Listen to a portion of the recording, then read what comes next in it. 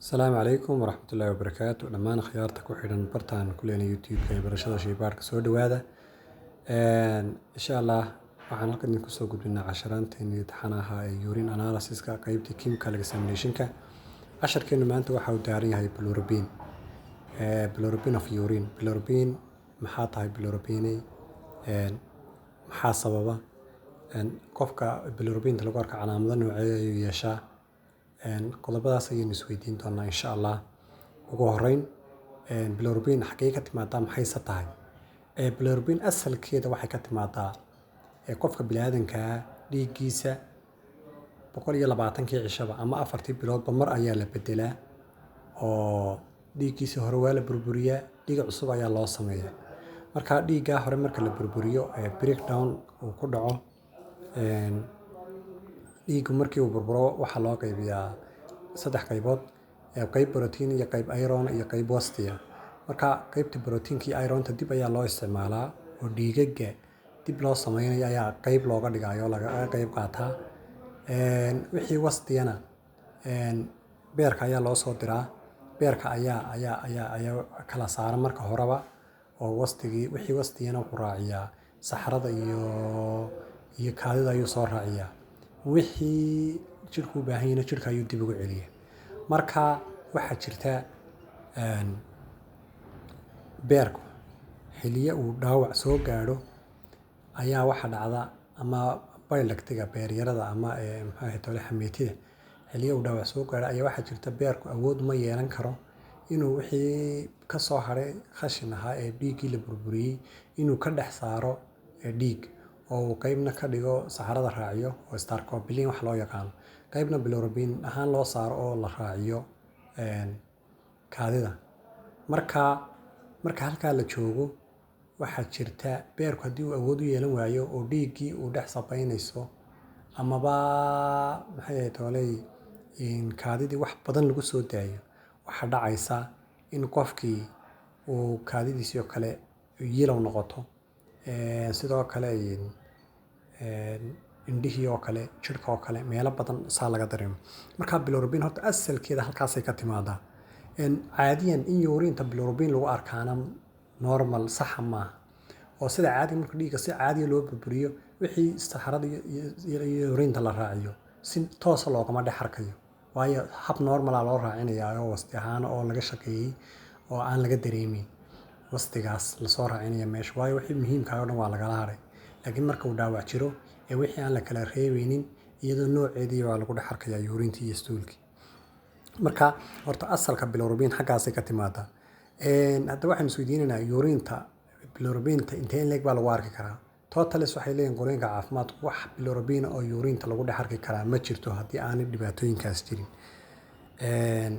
Billurubin marka waxay ka dhigaysaa urine-tii analysis-keennii aynu sameynaynin inaga waxay ka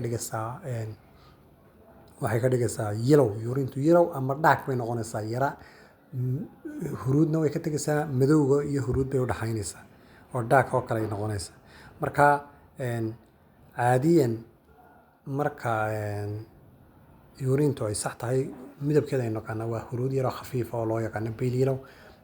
Calaamadahaas noocaas ayay muujinaysaa. Haddaba waxaan isweydiinaynaa waxyaabaha tooska ah ee toos u sababaya maxaa ka mid ah? Waxaa ka mid ah liver or biliary tract disease inuu ku dhaco liverka ama qaybihii wax shiidayay ee beerka ee wax kale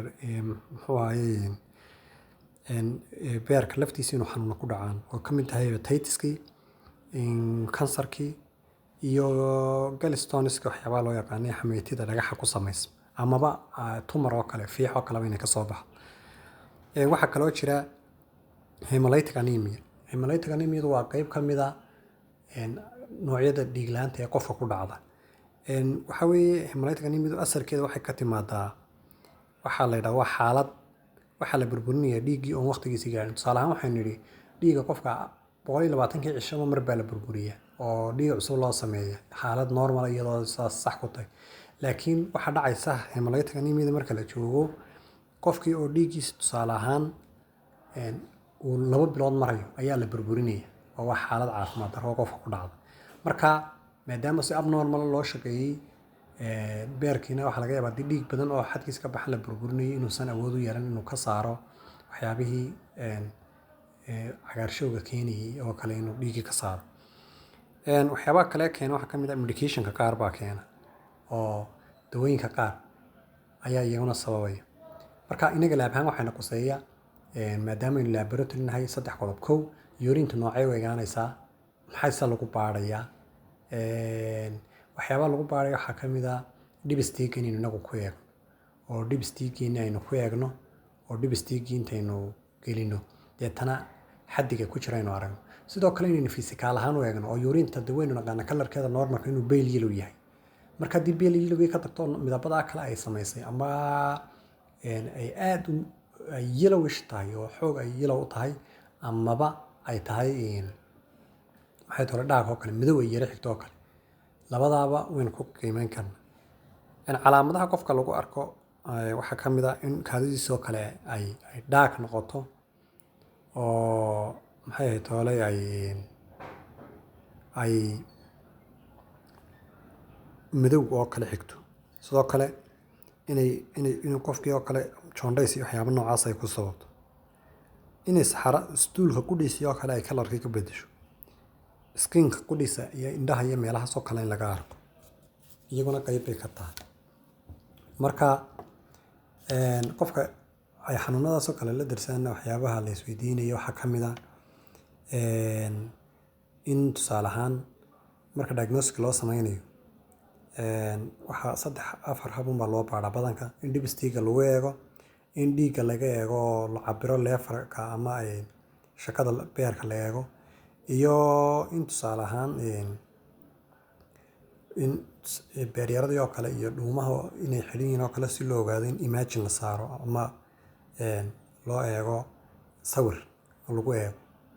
marka insha Allah waxaan filayaa inaad si fiican uga bogateen oo fahanteen casharka xiga intaynu iskugu iman doono insha Allah.